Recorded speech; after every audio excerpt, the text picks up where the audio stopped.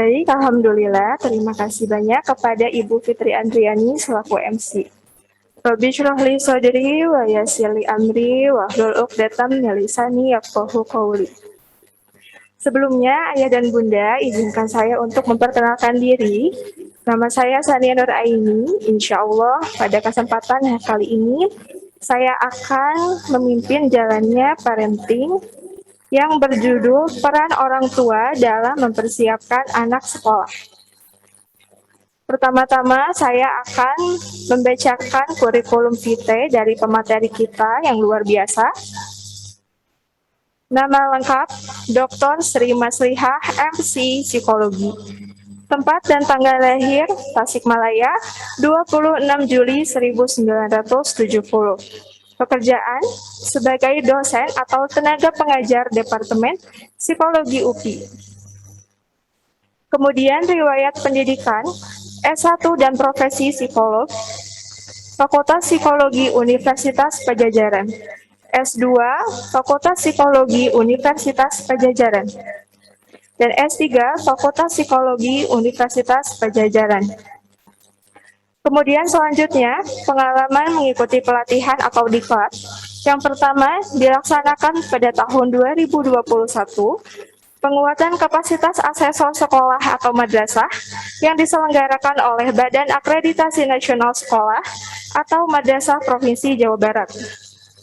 Yang kedua, tahun 2020, pelatihan asesor akreditasi sekolah atau Madrasah ASP tahun 2020 yang diselenggarakan oleh Badan Akreditasi Nasional Sekolah atau Madrasah Provinsi Jawa Barat.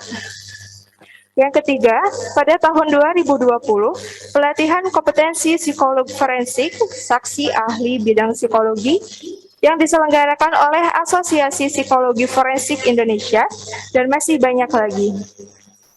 Kemudian, pengalaman penelitian dalam 5 tahun terakhir, pada tahun 2021, dengan judul penelitian, Gambaran Kecenderungan Self-Harm pada Mahasiswa Universitas Pendidikan Indonesia.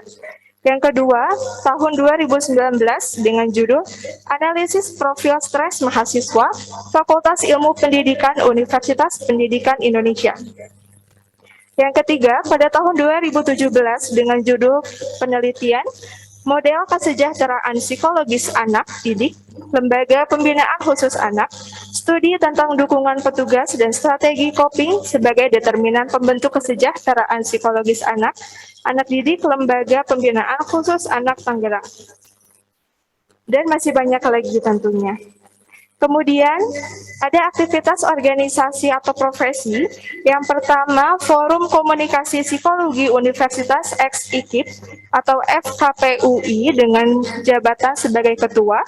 Tahun aktif 2021 sampai sekarang. Kemudian yang kedua, Majelis Psikologi Wilayah atau MPW, Himpunan Psikologi HIMSI Jawa Barat, dengan jabatan sebagai anggota tahun aktif 2020 sampai sekarang. Kemudian yang ketiga, pengurus Pusat Asosiasi Psikologi Islam atau API Indonesia, sebagai anggota bidang organisasi tahun 2020 sampai sekarang, dan masih banyak lagi. Masya Allah, ya Bunda, insya Allah pemateri kita hari ini merupakan pemateri yang sangat hebat. Untuk itu, tanpa berlama-lama lagi, mari kita langsung sambut pemateri kita yang luar biasa, Ibu Dr. Sri Maslihah, MC Psikologi. Kepada Ibu Dr. Sri Maslihah, saya persilahkan. Ya, hatur nuhun, Bu Moderator. Suara saya kedengeran? Terdengar, Ibu. Kalau nanti dalam perjalanan ini agak kurang stabil di rumah, saya sedang bermasalah dengan internet. Ini sebenarnya saya pakai tethering ya, mudah-mudahan tidak bisa. Alhamdulillah sedang bermasalah. Bismillahirrahmanirrahim. Assalamualaikum warahmatullahi wabarakatuh.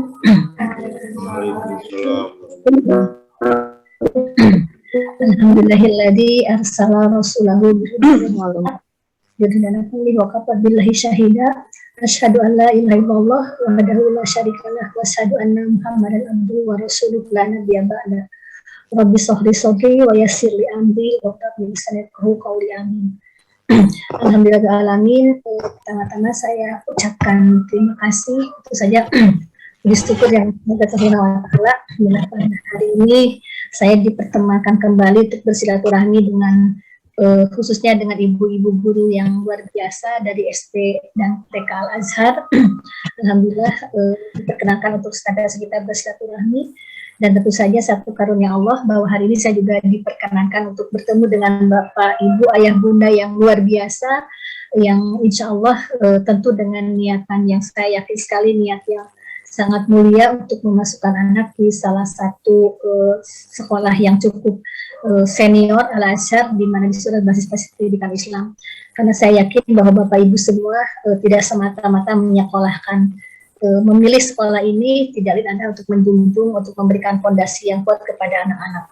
Mudah-mudahan niat kita semua, niat Bapak Ibu, Ayah Bunda semua untuk menitipkan putra putrinya ke SD Al Azhar ini mendapatkan kemudahan dari Allah sehingga apa yang dicita-citakan bisa tercapai. Amin ya rabbal alamin.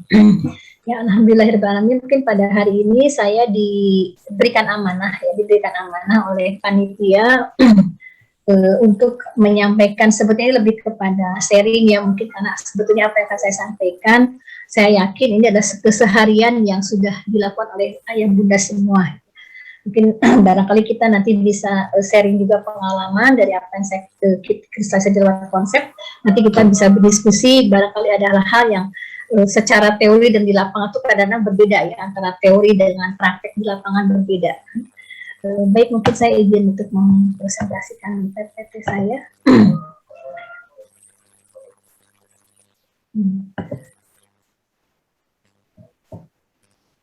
Ya, mungkin kalau kalau kita berbicara persiapan anak sekolah dasar, ya mungkin bagaimanapun mungkin kita tidak bisa memisahkan ya bahwa rangkaian salah satu prinsip perkembangan itu adalah kontinuitas, itu ada prinsip kontinuitas berkesinambungan.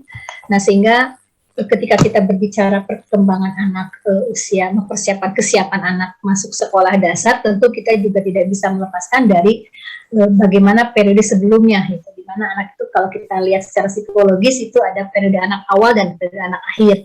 Nah, anak awal ini adalah usia prasekolah ya, 2-6 tahun, dan ini walaupun tidak secara psikologis kadang tidak ajak gitu ya, tidak ajak karena anak yang sudah secara psikologis memang sudah masuk pada usia akhir, anak akhir, usia SD, tetapi bisa jadi kematangannya secara mental psikologis masih ada di usia TK ya, sehingga kadang-kadang 2 sampai anak itu 6 sampai 7 juga masih bisa terjadi, dan itu juga belum masuk pada keterlambatan. Dan periode anak itu berakhir sampai ada kematangan organ seksual ya, jadi usia 6 sampai 10 atau 11, bahkan sekarang dengan faktor-faktor gizi yang bagus ya, anak-anak kita sekarang kematangan organ seksualnya juga relatif tampaknya lebih maju ya, lebih maju. Kalau mungkin dulu zaman ayah bunda mungkin yang mimpi basah baru usia SMP, yang menstruasi juga baru SMP, tapi sekarang kita jangan heran kalau anak kelas 4 SD sudah ada yang head gitu ya, sudah ada yang head seperti, dan ini adalah bagian dari salah satu faktor gizi juga, faktor stimulasi juga, dan ini mendorong kematangan organ seksual yang lebih cepat ya pada saat ini, dan tentu saja ini harus diimbangi dengan kematangan psikologis ya. Nah, sebagaimana diminta dari pemateri dari panitia bahwa kita hari ini akan mendiskusikan sebetulnya apa yang kita persiapkan ketika anak masuk sekolah dasar ya, karena ini mungkin satu kondisi yang akan ayah bunda hadapi, yang dihadapi pada saat ini. Nah, kalau kita berbicara kematangan sekolah dasar ya, seringkali kita lebih banyak orang memfokuskan pada aspek kognitif ya, pada aspek sehingga pembelajaran sifatnya menuntut kemampuan berpikir atau akademis ya, dalam kondisi itu seperti calistung ya, itu menjadi membaca menulis itu menjadi sebuah keharusan, bahkan ada sekolah yang mempersyaratkan ya seleksi itu lewat calistung ya sebetulnya. Nah, ini tentu saja secara psikologis saya berani mengatakan tidak dibenarkan. Sebenarnya kalau anak masuk SD, tesnya adalah tes membaca sebagai salah satu syarat. Tapi kalau hanya untuk melihat melihat sejauh mana anak bisa kemampuan persiapan membaca itu tidak apa-apa, tapi kalau dijadikan standar untuk penerimaan itu sudah tidak dibenarkan ya, karena sesungguhnya usia TK itu adalah mempersiapkan anak bisa membaca dan menulis. Jadi outputnya TK itu anak siap baca ya. Kalaupun ada anaknya sudah bisa membaca itu nggak masalah, tapi bisa jadi ada kematangan anak yang baru matangnya bisa bacanya adalah pas kelas 1, itu bukan sebelum masuk. Nah, sehingga ini yang diluruskan, karena sesungguhnya usia prasekolah atau anak awal adalah mempersiapkan anak untuk bisa membaca dan membaca, ya, terutama membaca dan menulis. Jadi baru persiapannya. Nah, karena ini juga tidak bisa diabaikan begitu saja dan ada hubungannya dengan perkembangan otak anak.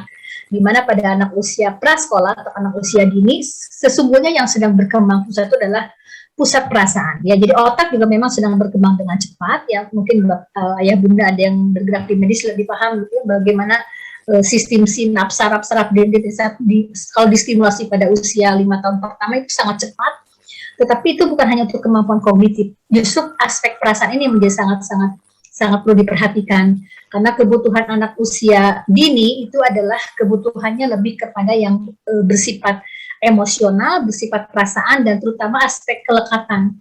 Kelekatan artinya faktor yang membuat dia fun, membuat dia happy, itu yang lebih penting gitu, karena disitulah basic anak bisa menjadi seorang diri ya, menjadi tanda kutip, menjadi seorang pribadi. Basic pembentukan pribadi terjadi pada usia dini ya.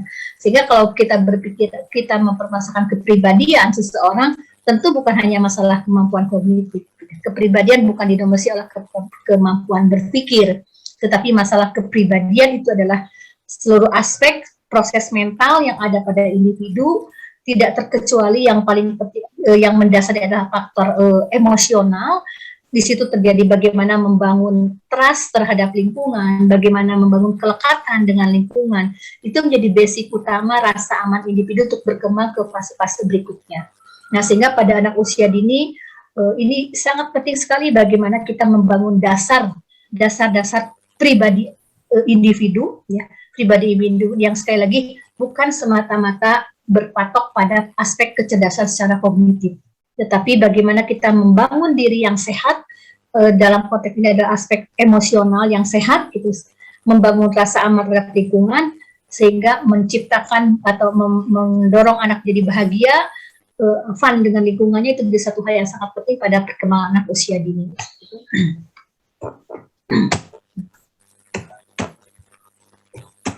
Kenapa nggak maju ya?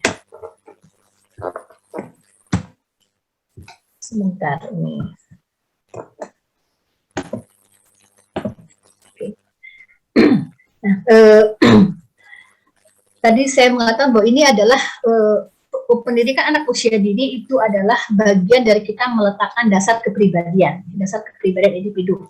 Oleh karena itu sesungguhnya yang kita persiapkan adalah bagaimana aspek-aspek perkembangan, aspek-aspek perkembangan individu bisa kita optimalkan, bisa kita stimulasi pada anak usia dini, dan tentu saja hal ini akan berkaitan dengan fase yang dihadapi anak dari usia prasekolah menuju kepada menuju pada usia sekolah. Nah, sehingga di situ kita perlu juga mempersiapkan bagaimana anak masuk kepada lingkungan baru di dalam fase perkembangannya. Salah satunya masuk dari usia TK masuk kepada usia SD. Sehingga kalau usia SD tentu tuntutannya akan berbeda dengan usia pendidikan di TK ya, atau di PAUD. Nah, sehingga kita perlu mempersiapkan bagaimana anak bisa mempersiapkan masuk ke lingkungan SD untuk mengikuti dan menyerap pembelajaran di SD ya, seperti itu. Nah, sehingga seringkali kita mengatakan perlu dipersiapkan bagaimana kesiapan anak bersekolah, ya, bersekolah. Nah, usia TK tidak disebut informal school ya, sekolah informal, karena di situ sebetulnya memang anak diutamakan kegiatannya tidak formal. Artinya lebih banyak bagaimana membangun learning play ya, bagaimana bermain sambil belajar gitu. Kemudian, nah tapi pada masuk usia SD, anak sudah mulai diajarkan, ditarik ke lingkungan yang lebih formal, sehingga itu masuk kepada situasi pendidikan formal. Kalau TK kan belum masuk pendidikan formal, tapi kalau SD sudah masuk pendidikan formal, Kenapa dikatakan kenapa menjadi berbeda? Karena di pendidikan formal anak mau tidak mau harus mulai berinteraksi dengan aturan-aturan yang lebih ketat tentunya ya, aturan yang lebih ketat dan anak juga dituntut untuk bisa lebih mandiri dibandingkan dengan usia ketika TK gitu ya. Nah, sehingga kesiapan anak bersekolah ini kita berbicara bagaimana kemampuan anak mencapai tingkat perkembangan yang memadai ya, tentunya yang memadai secara kognitif, secara fisik, secara emosi. Nah, untuk bisa berhasil di pembelajaran atau di lingkungan sekolah. Jadi kita bisa mengatakan bahwa sekolah anak tuh baru bersekolah adalah ketika SD, gitu kan, sesungguhnya seperti itu. TK itu adalah masih informal, sehingga di TK itu tidak bisa kita menuntut anak bertindak secara formal. Jadi kalau saya sering mengatakan di TK itu jangan diharapkan anak sidakep, kalau orang Sunda tuh sidakep bari balem gitu ya, sidakep bari balem berapa lama gitu, itu kan agak susah. Nah, di SD, apakah di SD juga harus langsung seperti itu? Tentu tidak. Di usia SD kelas 1 sampai kelas itu sebenarnya masih masuk usia dini ya. Nah, tentu ada penyesuaian ya, bagaimana nanti anak menyesuaikan dia dengan lingkungan sekolah di sekolah dasar.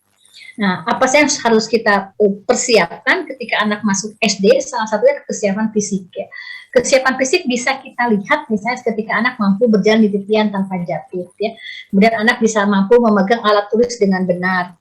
Nah, terus ketika TK mungkin masih memegang alat masih ada yang dengan 5 jari, 4 jari gitu ya. Kemudian dengan penuh ketegangan gitu ya, sehingga tidak anak tidak memegang dengan luas gitu ya, seperti itu.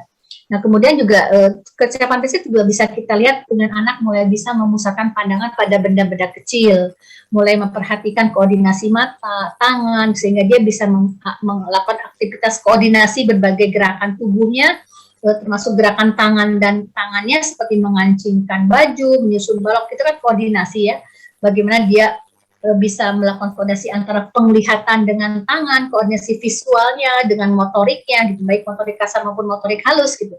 Kemudian anak juga di sini anak mampu duduk dengan waktu yang lama secara baik. Lama di sini relatif. Ya, nanti kita lihat antara kelas 1 sama kelas 2 itu berbeda karena rentang konsentrasi anak juga itu bukan hitungannya bukan jam ya, hitungannya bukan jam tapi menit gitu. Itu rentang konsentrasi anak secara efektif untuk pembelajaran.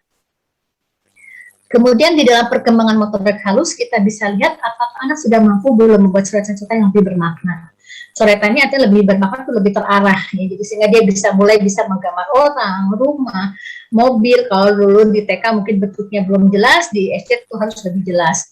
Nah, kemudian tentu saja tadi kemampuan fisik dalam arti kemampuan motorik terkait dengan kemampuan memegang pensil ini juga akan sangat mempengaruhi seberapa baik tulisan anak ya. Nanti juga bisa menggunting, ya bisa menggunting, melakukan gerakan-gerakan menggunting, atau nanti misalnya mencongak, itu juga sesuatu yang bisa dilakukan dengan dalam konteks perkembangan motorik halus. Ya. Nah, yang agak berbeda, yang cukup menonjol dibandingkan dengan usia TK dan di usia SD itu kemandirian sangat dituntut ya. Jadi kemandirian ketergantungan pada orang tua atau orang dewasa lain harus mulai berkurang pada anak usia SD ini. Anak harus sudah mampu makan sendiri, ya sehabis main mampu membereskan mainan sendiri, gitu seperti itu. Jadi atau bisa mandi sendiri, jadi sudah mampu self help skill ya. Jadi bagaimana anak mampu menolong dirinya sendiri. Kebutuhan yang sifatnya pribadi itu diharapkan ketika masuk SD itu anak sudah bisa tidak tergantung pada orang tua. Tentu saja bukan berarti TK tidak bisa. Tentu saja ini artinya bahwa pembelajaran harus kita siapkan sejak anak usia TK. Jika anak memang mampu dan cukup matang. Nah, kemudian kemampuan konsentrasi tadi, bagaimana anak memusatkan perhatian pada satu hal, sehingga dia bisa pun mengerjakan sesuatu atau mengerjakan tugas. Jadi dia bisa mengarahkan dirinya. Jadi konsentrasi ini terkait dengan kemampuan mengendalikan diri dan mengarahkan dirinya. Nah, sehingga anak mampu mengendalikan dorongan-dorongan yang ada pada dalam dirinya, pengennya main, pengennya jalan gitu, tapi ketika SD dia harus bisa memusatkan perhatiannya dan itu tidak bisa terlepas dari kemampuan mengendalikan dirinya, termasuk mengendalikan diri secara fisik dan juga mengendalikan dorongan-dorongan dari dalam diri. Sehingga keinginan untuk usil, untuk jalan di kelas, gitu, dia harus mau tidak mau harus bisa mengendalikan. Anak yang matang itu bisa konsentrasi, menunda dulu untuk jalan-jalan di kelasnya, ngerjain dulu tugas, baru dia bisa belajar. Itu salah satu, itu adalah modal untuk kemampuan konsentrasi, salah satu juga termasuk pada kemampuan mengendalikan diri. Nah, dalam aspek sosial, tentu saja anak sudah bisa berbagi dan bermain dengan teman-teman sebaya. Biasanya aspek sosial itu lebih berkembang lebih cepat, gitu. Bisa terlihat dari setiap usia prasekolah itu bisa terlihat bagaimana anak kemampuan bersosialisasinya. Dan aspek kognitif ini mungkin yang sering menjadi tantangan bagi para orang tua, ya ini sesungguhnya tantangan karena anak pasti sudah mulai sering bicara, banyak nanya gitu ya, tidak hanya menggunakan kata apa tapi juga apa, mengapa. Nah, di sini orang tua harus mulai bersabar dengan munculnya pertanyaan-pertanyaan yang kadang-kadang tidak terduga ya, tidak bisa kita duga ada dalam konteks perspektif mereka, itu perspektif anak, sehingga mereka mulai banyak bertanya. Dan orang tua juga perlu perlu menyiapkan jawaban yang sesungguhnya bukan dalam arti jawaban perspektif kita orang tua, tapi jawaban itu ada jawaban sesuai dengan kebutuhan anak. Gitu. Ini contohnya misalnya seperti pertanyaan-pertanyaan sering dalam kaitan dengan perkembangan seksual. Dari mana saya lahir gitu kan? Adik saya dari mana saya muncul gitu? Bagaimana saya ada gitu? Dari mana saya? Nah, itu pertanyaan-pertanyaan seputar perkembangan seksual itu kadang-kadang ini orang tua suka dibikin kaget gitu ya. Apa yang harus saya jelaskan gitu kan? Apa yang harus saya jelaskan ke anak gitu? Dari jawaban seperti apa yang diminta gitu anak-anak. Karena orang dewasa tuh punya perspektif tentang berdasarkan perspektif jawaban yang dia pikir gitu ya, yang kita pikir. Padahal mungkin anak kebutuhannya hanya 2, kita nyiapinnya 5 gitu ya, kita nyiapin jawaban 5, pada anak cuma 2. Nah, sehingga ketika menjawab pertanyaan anak, barangkali kita bisa melakukan secara bertahap dari mulai jawaban yang paling sederhana, yang konkret, terutama itu yang paling dibutuhkan yang konkret itu, sehingga jika anak sudah tidak bertanya lagi, sementara itu dia cukup, artinya di sementara dia cukup. Kalau dia masih bertanya berarti masih ada kebutuhannya.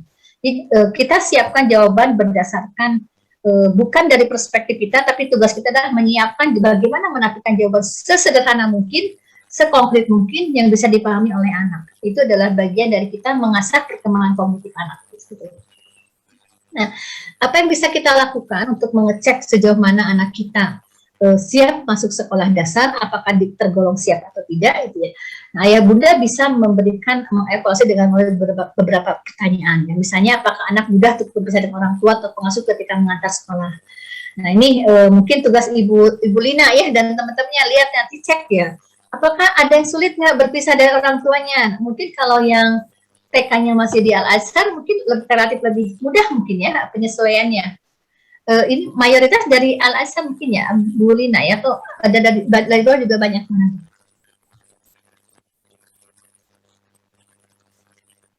Seluruhnya dari murid Al-Azhar, Ibu.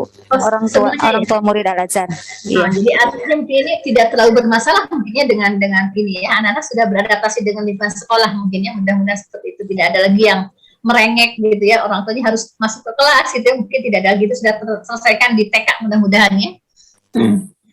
Selesaikan di TK. Jadi, nah ini kan tidak kadang-kadang masih ada seperti ini ya, dan ini sebetulnya masih hal yang bisa secara wajar masih bisa kita temukan di anak usia SD. Nah, tapi mungkin ada yang cukup penyesuaian, ada yang cepat, ada yang lambat gitu ya. Nah, apakah anak mampu membuat keputusan secara mandiri mengenai apa dan di mana mereka akan bermain? Nah, mau main di mana? Ini anak harus memutuskan. Ada anak yang ikutin aja, nggak bisa memutuskan, tergantung siapa yang ngajak gitu. Ada yang anak sifatnya tidak proaktif, tapi dia pasif gitu. Sehingga, nah ini juga perlu diperhatikan. Ada anak yang dalam level sosialisasi dia tidak bisa aktif, tapi dia pasif, bersifat pasif. Nah, ini juga apakah terkait dengan kesiapannya? Nanti kita cek. Sebenarnya artinya kesiapan itu tidak selalu harus 100% sepenuhnya siap. Mungkin ada yang lainnya siap, tapi dalam konteks kemandirian ada sesuatu yang masih kurang. Nah, itu bisa terjadi seperti itu.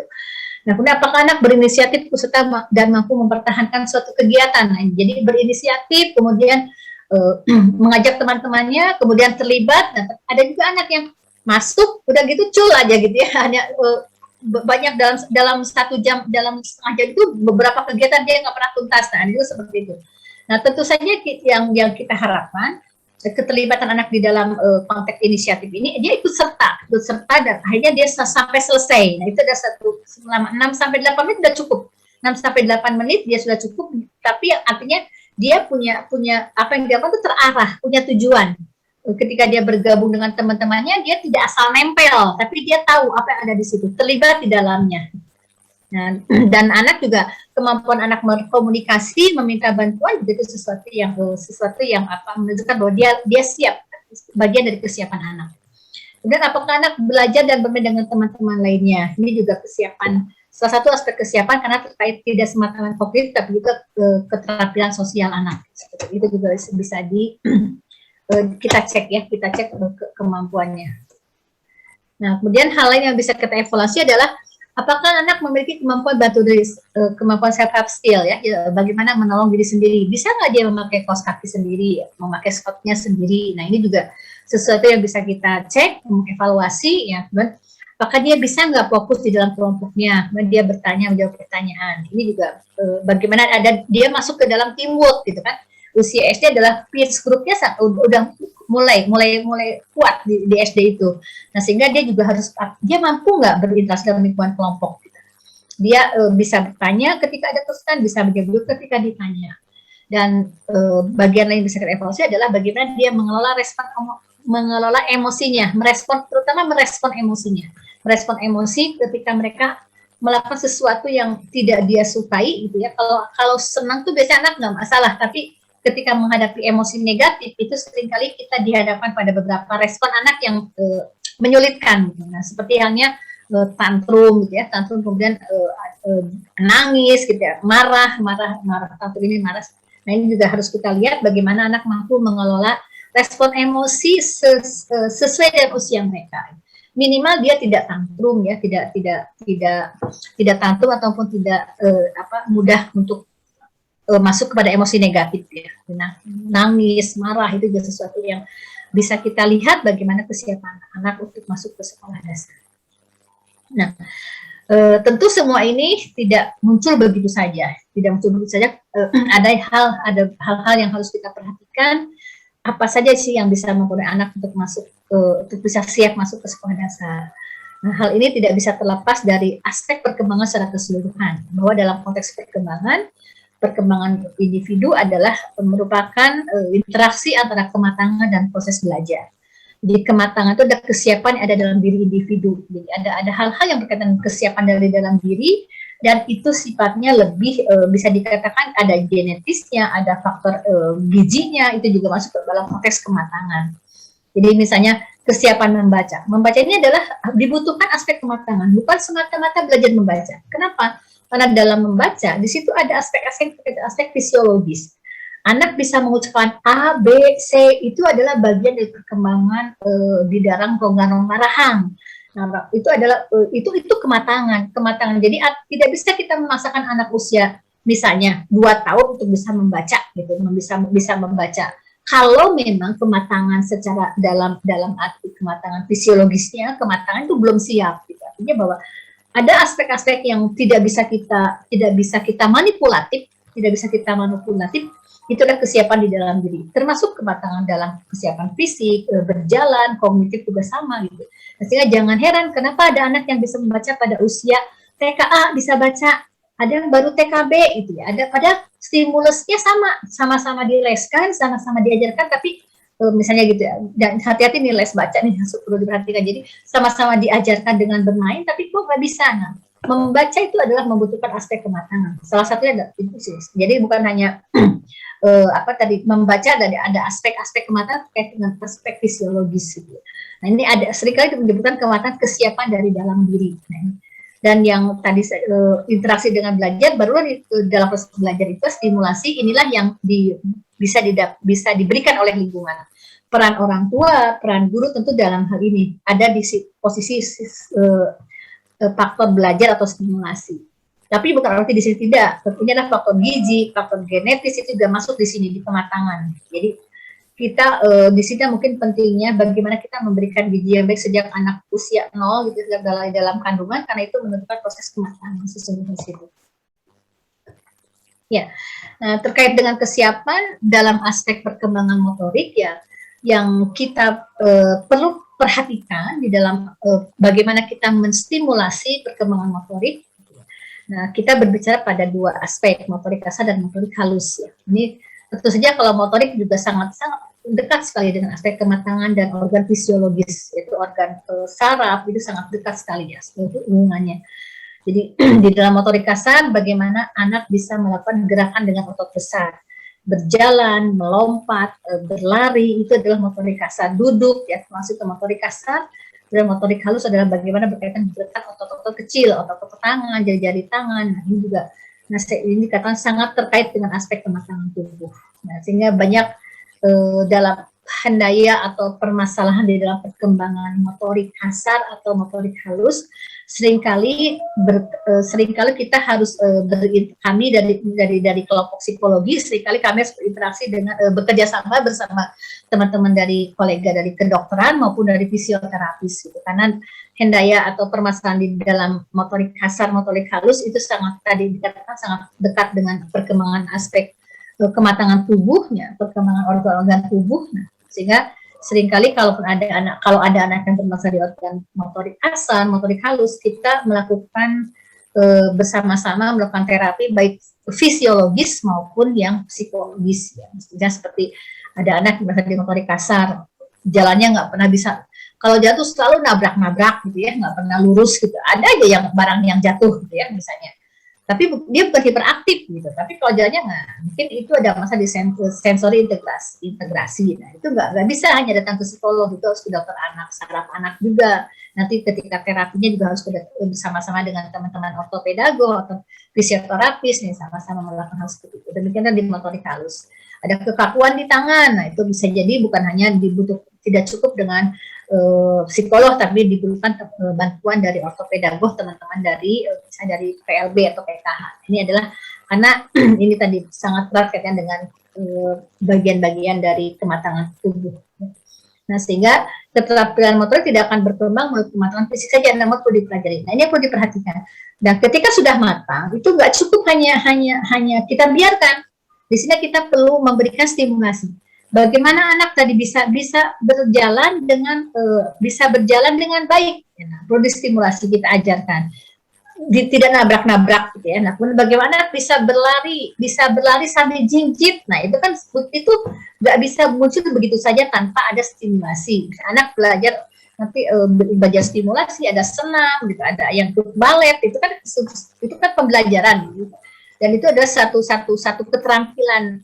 keterampilan yang lebih tinggi gitu kan dibandingkan dengan otodidak gitu, sehingga di teman anak-anak yang ikut les balet gitu, itu kan sebenarnya akan perkembangan motorik kasar dan motorik kasar juga akan lebih terasah gitu ya. Nah, atau misalnya ada anak-anak yang bermain keterampilan tangan gitu, keterampilan tangan juga ini bisa. Jadi artinya perkembangan motorik tidak cukup hanya kematangan fisik saja. Anak fisiknya bagus, tapi nggak pernah dilatih untuk berlari, nggak pernah dilatih untuk meloncat. Nah, makanya di TK itu sangat kenapa banyak sekali mainan gitu, mainan untuk mainan fisik gitu. Karena ini salah satu cara untuk menstimulasi ya. Jadi kalau di rumahnya ada tangga, yaitu pergunakanlah tangga juga untuk anak melatih keterampilan motoriknya. Jadi intinya dalam konteks ini bahwa kalau kita bicara perkembangan motorik, kita jangan mengharapkan anak tuh diam duduk manis gitu ya. Jadi justru kalau ada anak usia SD atau TK kesehariannya dan diam gitu, orang tua sedang bekerja, dia duduk diam, ini hati-hati. Justru kan dasarnya anak adalah bergerak. Dia sedang mengembangkan perkembangan motorik. Jadi usia motorik itu paling cepat sampai usia anak sekolah dasar, itu sedang berkembang dengan cepat. Nah, maka pergerakan tubuh yang berkembang itu membutuhkan bergerak. Nah, sehingga hati-hati kalau ada anak yang ibu guru harus cek kalau sehari ada anak duduk aja di kelas itu, hati-hati. Sesungguhnya anak tuh aslinya bergerak, aslinya harus bergerak. Jadi berbahagialah kalau ada anak yang banyak bergerak gitu. Dan waspada kalau anaknya seharian dia menjadi kamar duduk aja di depan games gitu ya. Nah, ini harus hati-hati. Dan sekarang memang banyak anak games ya. Anak TikTok mungkin sekarang ya, anak TikTok yang kerjanya di depan HP terus ya. Nah, ini juga harus hati-hati. Kita harus bagaimanapun tugas kita adalah membuat anak bisa bergerak gitu. Karena esensi anak, hakikatnya anak itu adalah bergerak, aktif bergerak gitu. Organnya sensori motor itu harus digerakkan untuk berkembang. Jadi, dan ini perlu dipelajari, perlu distimulasi, perlu diberikan kesempatan di lingkungan. Tidak cukup memberikan gizi yang baik, anak menjadi tinggi, anak menjadi gemuk gitu ya. Bukan itu, tapi bagaimana badan yang sehat ini bisa berfungsi dengan baik gitu ya. Badannya bagus, larinya cepat, jalannya terkoordinasi dengan baik gitu. Enggak istilah orang Sunda malah sih enggak boyot, enggak letoy gitu ya, tapi betul-betul ya bisa bergerak, berfungsi lah secara optimal. Dia bisa menggerakkan anggota tubuhnya, bisa memanfaatkan tubuhnya untuk dia bisa berdaya di lingkungannya. Nah, sehingga di sini bagaimana kita mengembangkannya, ini bisa melakukan belajar trial and error ya. Coba-coba, kemudian meniru dan diperlukan latihan. Baik motorik halus maupun motorik kasar. Jadi jangan mungkin sering melihat anak kalau jatuh bangun untuk anak tuh ya misalnya belajar ini jatuh nggak masalah untuk fisik, tapi tentu dengan pengawasan kita yang penting tidak berbahaya, gitu ya, tidak membahayakan. Jadi berikan kesempatan anak untuk menggerakkan anggota-anggota tubuhnya, baik melalui pelatihan, melalui trial and error gitu. Ada sepeda, silakan coba gitu ya. Ada sepatu roda, silakan coba gitu. Kalau misalnya anak mau gitu ya, kalau anak mau dan harus kita dorong gitu, untuk ketika dorong untuk menggerakkan anggota tubuhnya ya, baik motorik kasar maupun motorik halus. Gitu. Nah, sehingga ini salah satunya apa yang bisa kita kembangkan di motorik halus ya, orang tua bisa menstimulasi perkembangan motorik anak melalui aktivitas beragam. Ya, saya kenapa orang tua ya, karena artinya kan waktu anak juga pada dasarnya lebih banyak di rumah ya, walaupun sekolahnya boleh, tapi kan gitu-gitu boleh juga paling lama berapa sih, 8 jam mungkin ya Bu Lina ya, 8 jam mungkin dari sekolah, tapi selebihnya kan di rumah, artinya tetap stimulasi yang utama tetap datang dari rumah gitu. Jadi misalnya bagaimana menggerakkan anggota tubuhnya. Motorik halus, anak makan menggunakan sendok dan garpu. Anak ajari membuka dan memasang baju. Ini motorik halusnya satu, motorik membuka kancing bajunya sendiri, mengajarkan membuka kaos kaki, memakai kaos kaki, kemudian memakai sepatu. Nah, motorik kasarnya nih bahwa bagaimana mengajari anak melompat dengan satu kaki, kemudian meniti jalan, menendang bola, ya, dan aktivitas lainnya yang menggerakkan anggota-anggota tubuh. Ya. Jadi ayah bunda bisa mengajak anak bermain futsal, anak bermain ya berlari. Nah, itu adalah bagian dari kita mengembangkan motorik ya. Tentu buat kita juga sehat ya buat orang tua berolahraga seperti itu. Nah, yang berikutnya adalah perkembangan kognitif. Ya, jadi setelah fisik, hal selain fisik, kita juga di SD sangat menuntut perkembangan kognitif.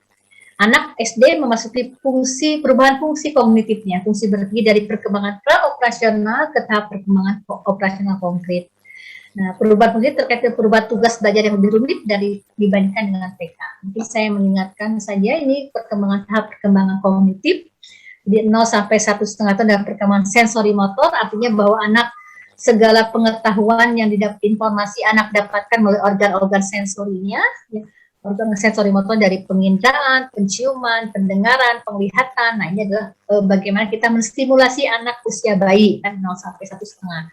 Nah, sehingga yang masih punya bayi, kenapa harus banyak mainannya berwarna-warni? Karena itu menstimulasi organ penglihatannya. Kenapa harus diperdagangkan musik? Itu diajak ngobrol, menstimulasi organ pendengarannya. Jadi memang semua pengetahuan anak didapat melalui organ sensori itu dari usia bayi. Nah, artinya ini juga berpengaruh kepada fase berikutnya, tentu saja. Ya, dari bayi maka masuk pada perkembangan praoperasional, usia prasekolah sampai usia 7 tahun sampai usia akan masuk SD ya. Ini praoperasional. Di sini anak mulai perkembangan kemampuannya simbol-simbol yang berdasarkan objek yang ada di sekitarnya. Jadi berpikir masih egosentris dan berpusat pada diri sendiri. Jadi anak akan berpikir sesuai dengan apa yang dia pikirkan. Sehingga jangan heran kalau dia inginnya menggambar mobil tapi bentuknya kok bulat gitu ya, nggak kayak mobil. Nah, tapi dia kekeh itu adalah mobil, itu egosentris. Jadi berpikir sesuai dengan cara pandangnya dia sendiri dan yang lain adalah salah. Ini usia praoperasional. Jadi kalaupun ada simbol-simbol harus konkret. Jadi kalau usia TK misalnya, usia SD, termasuk SD ini masih kelas 1 masih praoperasional kan, masih banyak yang praoperasional. Jadi mengajarkan di kelas 1 jangan dulu simbol-simbol itu lebih rumit, sehingga kita ketika mengajarkan matematika lebih baik diberikan benda-benda konkretnya. Misalnya 2 tambah 2 berapa? Berikan contoh nyatanya konkretnya. Bawa ibu guru bawa 2 pensil, tambah 2 pensil, jajarkan jadi 4 pensil. Itu akan lebih memudahkan anak untuk menangkap, karena dia masih praoperasional. Nah, kemudian di operasional konkret ini mulai mampu berpikir logis, mampu memperhatikan lebih dari satu aspek sekaligus. Jadi dia mulai bisa melihat hubungan satu dengan yang lainnya. Nah, Tapi tetap belum bisa berpikir abstrak. Tapi operasionalnya sudah mulai bisa, kali bagi tambah kurang ini sudah mulai bisa di usia 7 sampai 11 tahun. Meskipun belum abstrak. Nah, tapi egosentris mulai berkurang, dia mulai bisa menerima pendapat-pendapat atau cara pandang dari luar, mulai menerima masukan dari guru, dari teman-teman, dari orang tua. Dan tentu saja yang terakhir adalah tahap formal, di mana mulai bisa berpikir abstrak, dari usia remaja sampai dewasa, ini masih berpikir abstrak. Jadi usia SD kita masih kemungkinan masih ada di sini, kelas 1 tuh masih ada yang masih di pra-operasional, sehingga masih ada masuk ke usia konflik. Jadi ibu guru juga jangan melakukan tidak bisa kita harus mengecek anak ini sudah bisa belum pra-operasional, karena ada anak yang cepat, ada yang lambat gitu, dalam masuknya ya. Ada mungkin ada yang 6 tahun sudah masuk operasional, bisa juga dengan fotostimulasi perkembangan yang bagus, mungkin dia berkembang lebih cepat daripada anak-anak, itu bisa terjadi.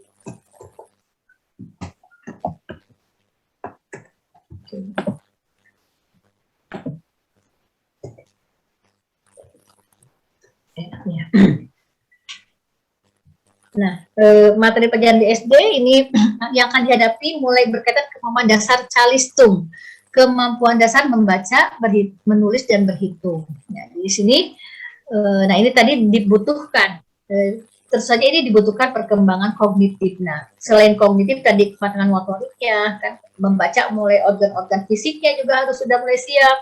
Kemudian menulis juga organ-organ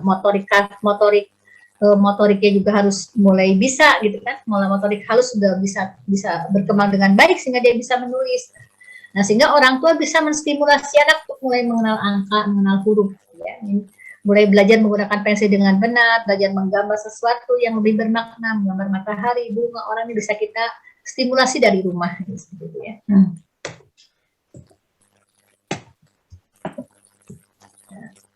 Anak juga bisa, nah selain itu di dalam perkembangan kognitif juga anak mulai bisa meningkatkan daya ingat dan daya konsentrasinya. Nah, ini akan terlihat di usia ini anak kemampuan mengingat lebih tinggi dibandingkan ketika usia SD, ya usia TK, mohon maaf. Jadi anak juga sudah mulai daya konsentrasi lebih meninggi. Kalau dulu di TK misalnya hanya bisa 5 menit, maka dia sekarang di SD udah mulai bisa nih 7 menit untuk konsentrasi ya. Nah, 7 menit itu efektif banget bagi anak SD itu ya, untuk 7 menit itu paling efektif, 7 sampai 10 menit itu sangat efektif untuk konsentrasi. Jadi selebihnya jangan harap anak bisa konsentrasi dalam waktu setengah jam, itu berat. Jadi sebetulnya konsentrasi itu efektif itu 7 sampai 10 menit itu pada usia SD. Nah, daya ingat ini bisa diasah lebih banyak, dan di anak di SD juga sudah mulai dengan kemampuan kognitifnya, dia mulai bisa memiliki pilihan terhadap apa yang akan dia lakukan. Dia mulai bisa melakukan teamwork ya. Dia juga mulai bisa membuat planning terhadap apa yang akan dia lakukan di dalam kesehariannya. Jadi sudah mulai berpikir lebih tinggi ya, walaupun belum sampai hot gitu ya. Jadi dia mulai choice-nya ada, dia bisa masuk ke teamwork-nya, kemudian dia bisa membuat plan terhadap apa yang akan dia lakukan. Nah, bisa kita bantu di keluarga, tentu saja bisa. Jadi anak-anak sebagaimana dari Gordon and Brown dikatakan bahwa usia 6 tahun itu anak sudah mulai buat perencanaan terhadap tindakan mereka. Kemudian dia mulai bisa melihat sudut pandang dari orang lain sebagai tambahan pertimbangan. Kalau dulu di TK dia masih sangat egosentris, susah dirubah gitu kan maunya. Pikiran dia tuh susah sekali dirubah, apa-apa harus kata dia. Pokoknya mau es krim, harus es krim saat itu juga gitu ya. Pokoknya mau mainnya seperti ini, harus seperti ini. Karena itu hanya satu. Nah, tapi pada usia SD, anak sudah mulai melihat sudut pandang dari orang lain. Nah, oleh karena itu ini harus kita manfaatkan. Ini harus kita optimalkan oleh para orang tua, termasuk guru juga ya. Bagaimana kita menstimulasi anak dengan cara melibatkan mereka di dalam perencanaan suatu kegiatan. Jadi kita ajak anak, kamu hari ini mau makan apa ya, mau apa, nanti liburan mau kemana. Nah, ini sebenarnya akan menstimulasi perkembangan kognitif anak. Karena ini salah satu bagian dari soft skill yang dibutuhkan ketika individu nanti ketika sampai dia dewasa. Dia bagaimana dia membuat perencanaan, bagaimana dia memanage, gitu, membuat pilihan-pilihan terhadap apa tindakan yang akan dia lakukan. Nah, kemudian aspek lain yang berkembang di usia SD adalah perkembangan bahasa. Ya. Bahasa ini ada bahasa reseptif, ada bahasa ekspresif. Ya. Jadi bahasa ekspresif adalah bahasa yang dia ucapkan, yang dikeluarkan dari dia. Nah, dari waktu itu dikatakan usia 5 sampai 6 tahun anak telah menguasai dasar-dasar bahasa utamanya. Hanya saja mereka perlu pelafalannya masih belum jelas, tata bahasanya, perbedaan katanya secara pragmatisnya. Jadi artinya dasarnya sudah dikuasai pada usia prasekolah 5 sampai 6 tahun. Nah, di dalam perkembangan bahasa ini ada ekspresif, ada ekspresif. Nah, perkembangan ekspresif bagaimana dia bisa mengucapkan, sehingga pelafalannya harus kita lihat tata bahasanya. Walaupun dari Harlock dikatakan ada 3 sebelum kita bicara perkembangan bahasa. Perbendaharaan kosakatanya, kemudian bagaimana kalimatnya, bagaimana anak mengucap perbendaharaan katanya, kemudian bagaimana dia mengucapkannya, dan bagaimana dia menyusun kalimat. Kosakata. Nah, nanti mulai nah, reseptif ini sangat tergantung kepada perbendaharaan katanya dan kemampuan anak menstruktur, membuat kalimat. Bagaimana anak bisa memahami apa yang diucapkan oleh orang lain. Jadi, 2 aspek perkembangan bahasa itu harus sama-sama kita stimulasi.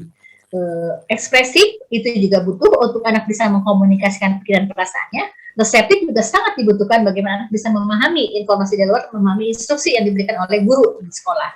Itu adalah bahasa reseptif dan tentu saja dalam konteks sosial sangat dibutuhkan untuk berkomunikasi. Ya.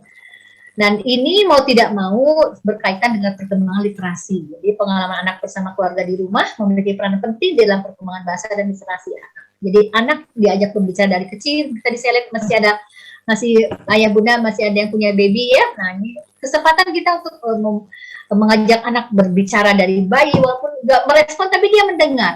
Dia akan mendengar, dia memiliki secara reseptif dia bisa menangkap. Dan kemampuan dalam perkembangan bahasa ini ketika anak perkembangan bahasa yang baik maka akan mendukung anak untuk mampu dalam perkembangan menulis dan membaca dan menulis. Dan membaca dan menulis. Kenapa membaca menulis? Dimulai dari bahasa reseptif dulu, karena ketika anak sudah memiliki kemampuan bahasa yang baik, kosakata yang cukup baik, ketika diajarkan membaca, maka dia mudah membuat connecting. Jadi membuat keterhubungan antara apa yang dia kuasai secara bahasa, kemudian dia melihat dalam simbol-simbol huruf. Nah, ini jadi anak yang secara bahasanya bagus itu akan membantu dalam proses perkembangan untuk bisa membacanya, keterampilan membaca. Gitu.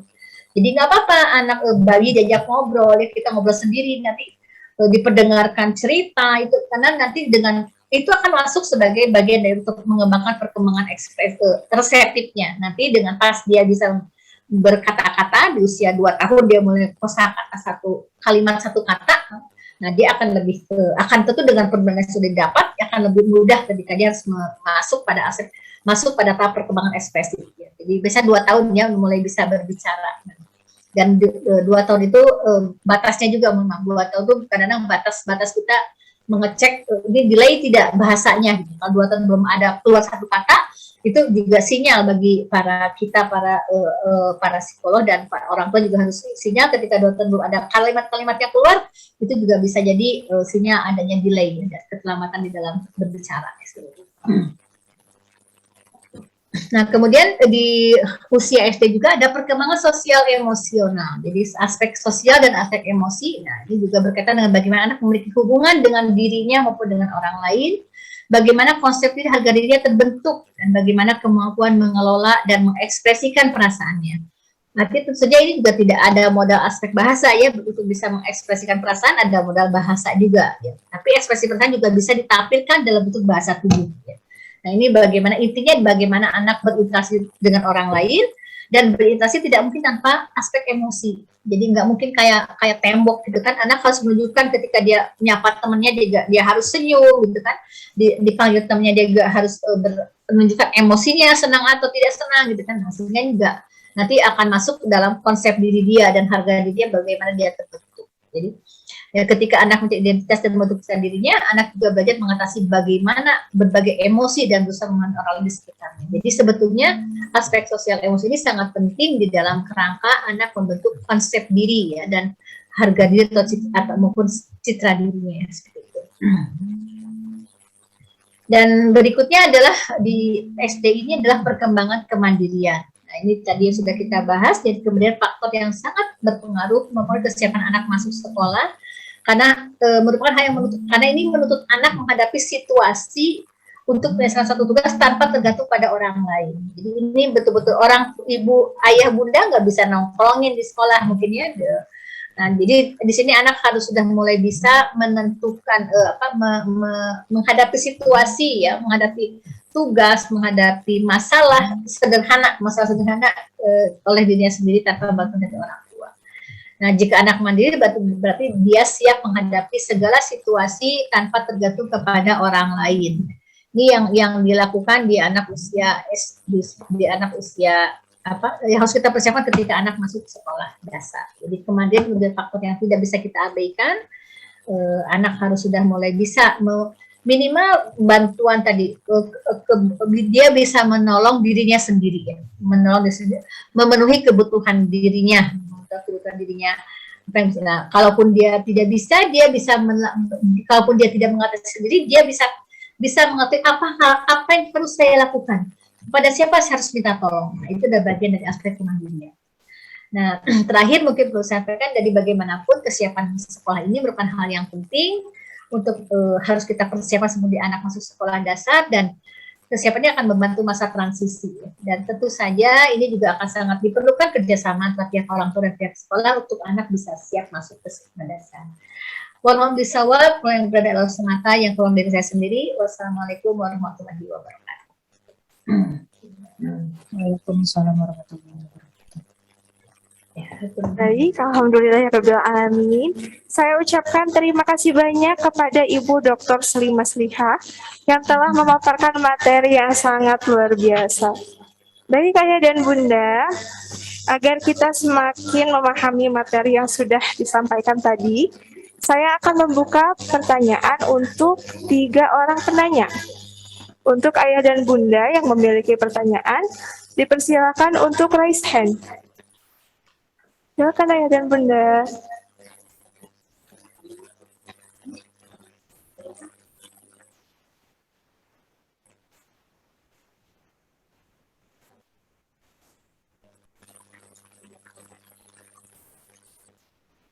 Baik, kepada Bunda yang sudah raise hand, boleh langsung membuka mikrofonnya dan juga kameranya barangkali.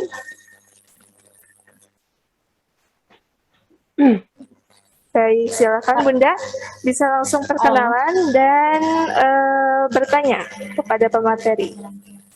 Halo, Assalamualaikum warahmatullahi wabarakatuh. Waalaikumsalam warahmatullahi wabarakatuh. Nama saya Riri, saya orang tua murid dari Haikal yang kelas TKB. Saya ada pertanyaan untuk Ibu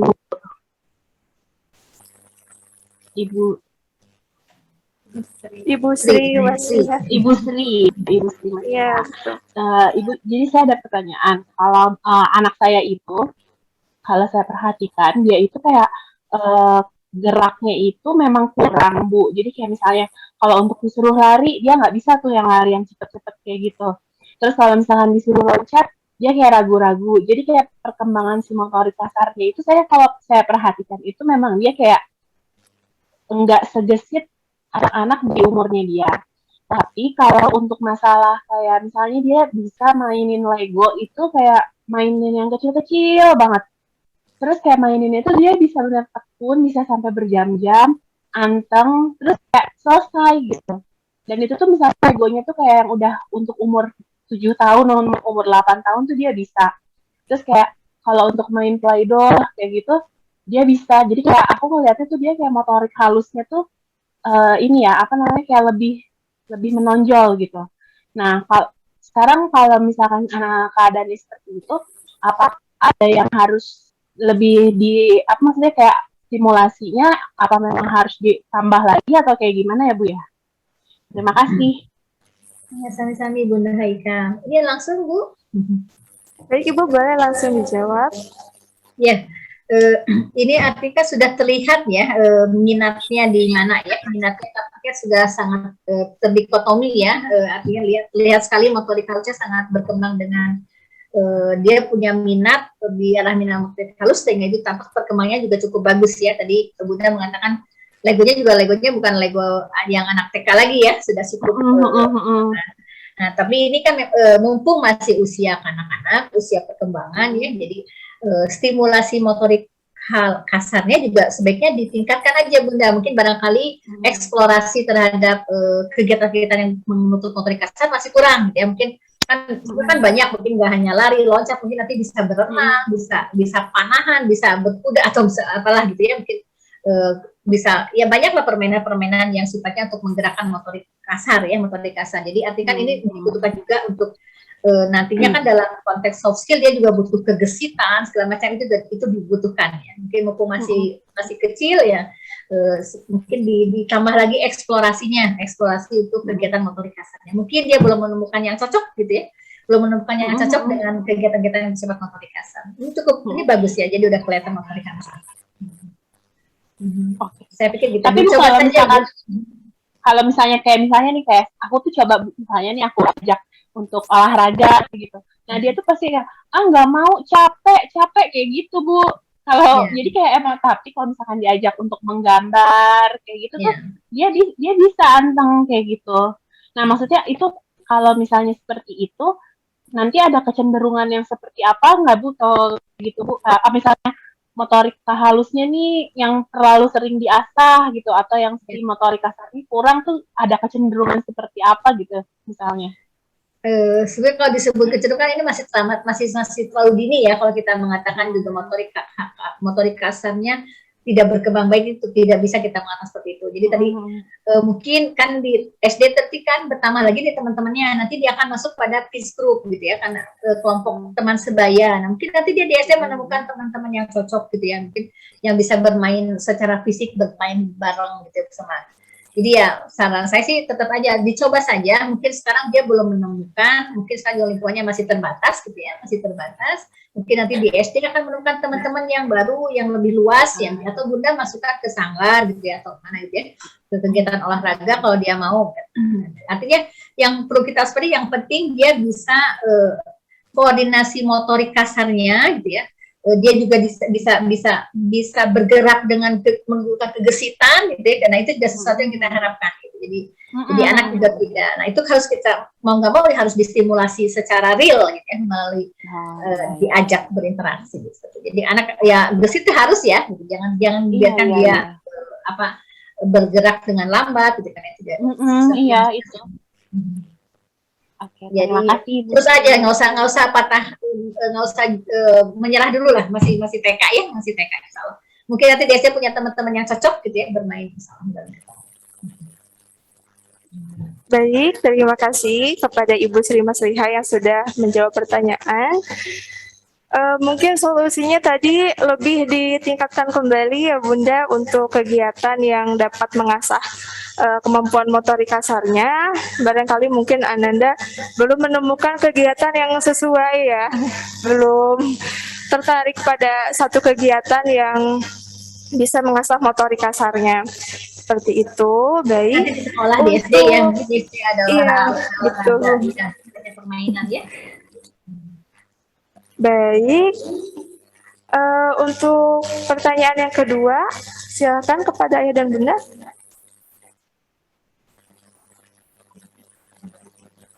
Ibu Anggi. Baik Bunda, silakan langsung dibuka mikrofonnya. Ya, Assalamualaikum warahmatullahi wabarakatuh. Waalaikumsalam warahmatullahi wabarakatuh. Saya Anggi dari Bunda TKB ya, Kalbu Zeba.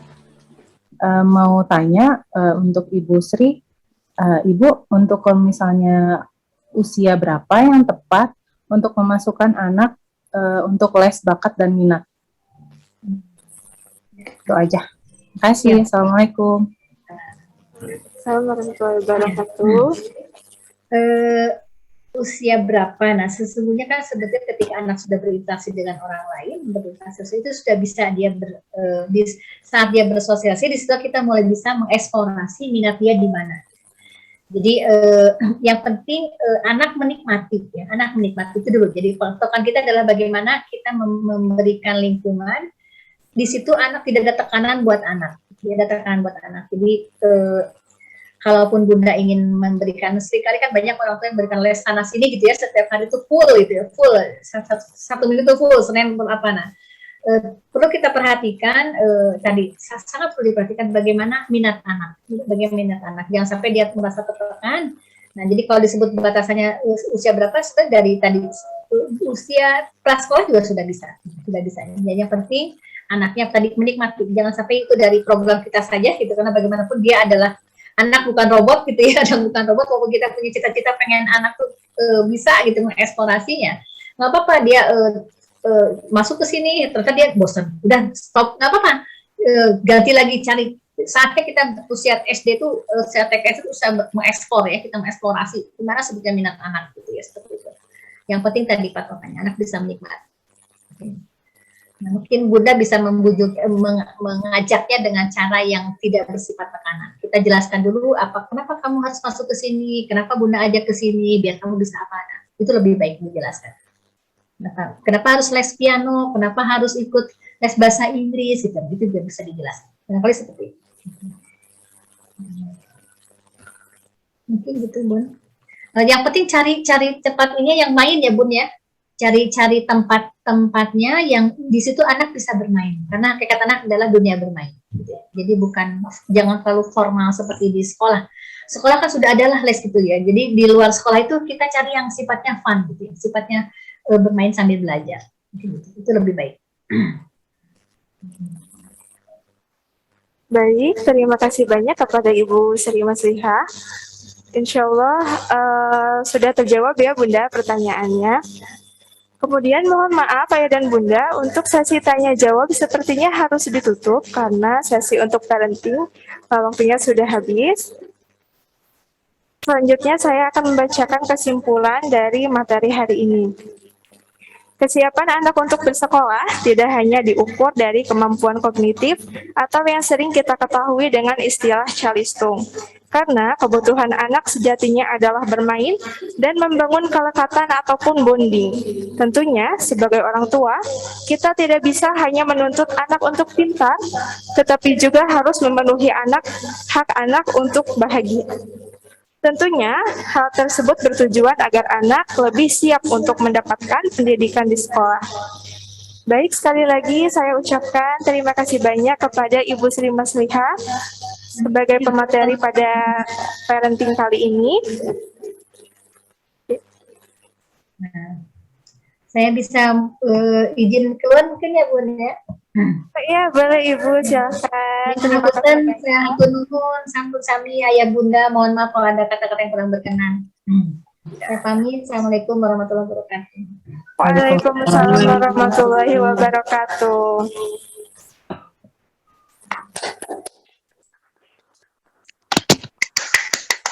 Baik, selanjutnya saya ucapkan juga terima kasih kepada Bunda Haikal dan Bunda Kalbu yang sudah mengajukan pertanyaan kepada pemateri kita tadi. Alhamdulillah sesi parenting hari ini sudah selesai. Saya selaku moderator pamit undur diri. Mohon maaf apabila ada kesalahan dalam perkataan maupun penyampaian.